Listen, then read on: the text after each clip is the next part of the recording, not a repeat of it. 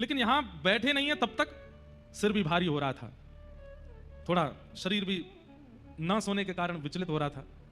लेकिन यहां बैठने के बाद, आप सबका उत्साह देखने के बाद, भागवत जी का दर्शन करने के बाद, कथा प्रारंभ करने के बाद सब चला गया।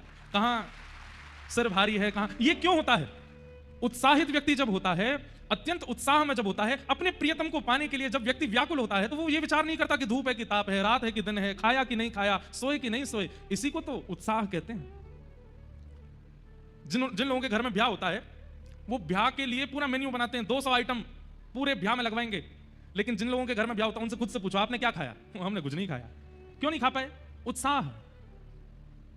इतने उत्साहित हो जाते हैं कि उन लोगों को फिर वो नहीं उसका भान रहता, सोए कब हैं, जागे कब हैं, खाया क्या है, पिया क्या है। ऐसा उत्साह जैसा एक ब्याह में होता है, एक संसारिक क्रिया में होता है, उससे भी उत्तम उत्साह यदि कथा में हो जाए तो 7 दिन में श्री कृष्ण का प्रत्यक्ष दर्शन निश्चित हो जाएगा। अरे कहां तक कहें, 7 बजने पर जब हम कहें ना कि अब चलो आज की कथा को विश्राम देते हैं, तो आप लोग व्याकुल हो जाओ, इतनी जल्दी 7 बज गए, अभी तो शुरू हुई थी, इतनी जल्दी समय कैसे निकल गया। ये उत्साही व्यक्ति का लक्षण होता है।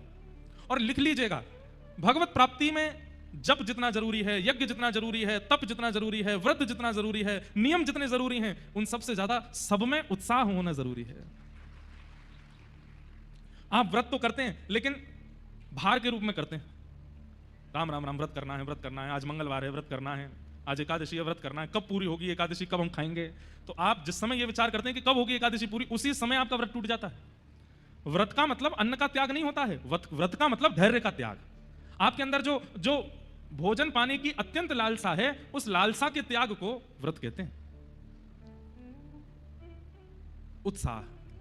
तो कथा में सबसे ज्यादा आवश्यक क्या है? उत्साह। उस उत्साह को आप लोग बरकरार रखिएगा।